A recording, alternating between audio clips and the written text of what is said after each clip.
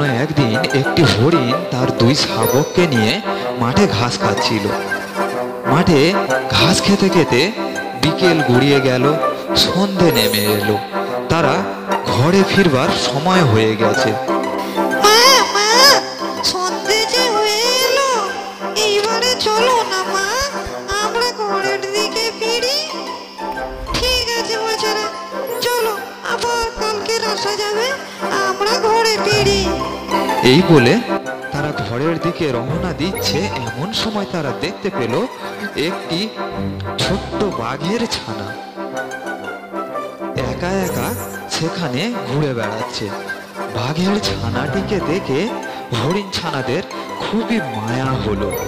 তখন হরিণ ছানা দুইটি বলতে লাগলো, মা মা, কি সুন্দর ছোট্ট বাঘের ছানা, ওর বোধহয় বাবা মা কেউ নেই। তুমি নিয়ে চলো না মা, ও আমাদের সাথে থাকবে, আমাদের সাথে খেলবে। তোরা কি ভেবেছিস যতই হোক ও বাঘের ছানা, একটু বড় হলেই তোদেরকে খেয়ে ফেলবে? একদম না, না মা না, তুমি ওকে নিয়ে চলো, আমাদের সাথে থাকবে, আমাদের সাথে খেলবে। আচ্ছা ঠিক আছে, তোরা এত করে বলছিস যখন, তো নিয়ে চল আমাদের সাথে। এই বলে হরিণ এবং তার ছানা দুটি তারা সেই বাঘের ছানাটিকে নিয়ে তাদের বাসায় ফিরল। বাঘের ছানাটি তাদের সাথে ধীরে ধীরে বড় হতে লাগলো। একই সাথে খেলাধুলা করে, একই সাথে ঘোরাফেরা করে।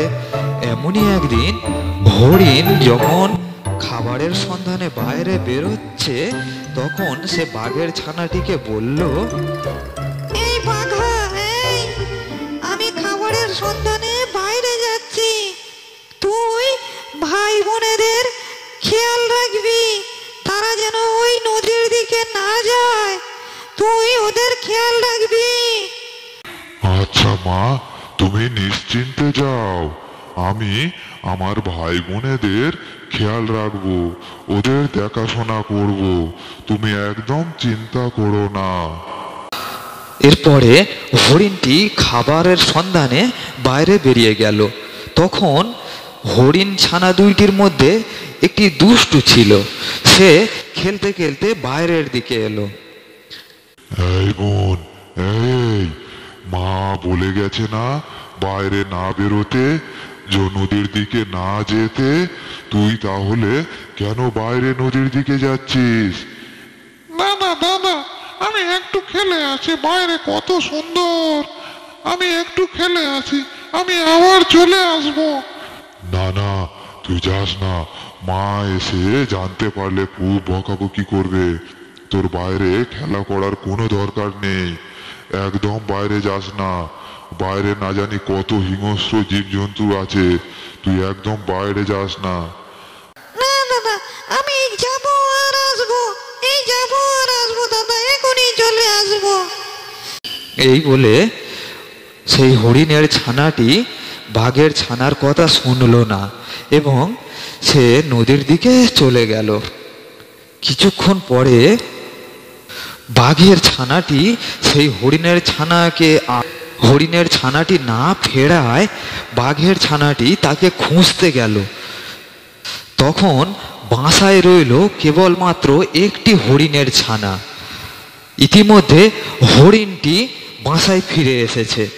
সে বলতে লাগলো, হ্যাঁ রে, তোর আরেক বোন বাঘ ভাই তারা গেল কই? তাদের তো বলেছিলাম যে বাসা থেকে না বেরোতে, তারা গেল কই? মা মা, বোন একটু বাইরে গিয়েছে আর বাঘ ভাই তাকে খুঁজতে গিয়েছে। কি, আমি বারণ করলাম যে তবুও আমার কথা শুনলে না, যাই দেখি তাদের খুঁজে নিয়ে আসি। এই বলে হরিণ তাদের খুঁজতে বেরোচ্ছে। এমন সময় বাঘ বাসার দিকে আসছে এবং তার মুখে নখে রক্ত লেগে। তখন হরিণটি বলল, হ্যাঁ রে, তুই কি মানুষ? হ্যাঁ রে, তুই এত বড় বেঈমান, আমি তোকে এত বড় করলাম আর তুই শেষে আমার বাচ্চাদের ক্ষতি করলি, তাদের খেয়ে ফেললি। না মা না, আমার কথা শোনো। তোর কোনো কথাই আমি শুনতে চাই না। তুই এখনই এখান থেকে বেরিয়ে যা, আমার চোখের সামনে দিয়ে চলে যা। আমি তোর কোনো কথা শুনতে চাই না, বেঈমান কোথাকার।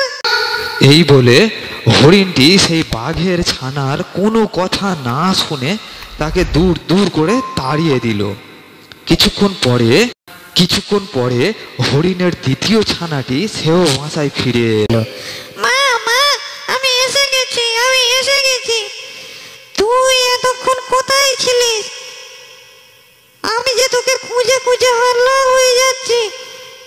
মা মা, আমি একটু বাইরে গিয়েছিলাম, আর একটা কি বড় জন্তুর আমাকে আক্রমণ করেছিল। বাঘ ভাই আমাকে বাঁচিয়েছে। বাঘ ভাই গেল কই? বাঘ ভাই যখন তার সাথে লড়াই করছিল, আমি তখন ফাঁক বুঝে পালিয়ে এসেছি। বাঘ ভাই গেল কই? বাঘ ভাই গেল কই?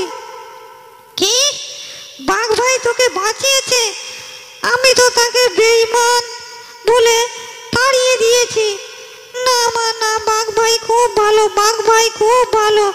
বাঘ ভাই আমাকে বাঁচিয়েছে, নইলে সেই ভয়ঙ্কর জন্তুটি আমাকে প্রাণে মেরে দিত। মা, তুমি বাঘ ভাইকে ফিরিয়ে নিয়ে এসো। এই বলে তারা তিনজনেই বাচ্চাটিকে খুঁজবার জন্য রওনা দিয়েছে। তাদের রাস্তায় দেখা হলো একটি ভাল্লুকের সাথে। তখন হরিণ ভাল্লুকটিকে বলল, ভাল্লুক ভাই, আমার বাচ্চাটিকে দেখেছো? তার তো দেখতে পাচ্ছি না অনেকক্ষণ। হ্যাঁ, আমার সাথে দেখা হয়েছিল বাঘার।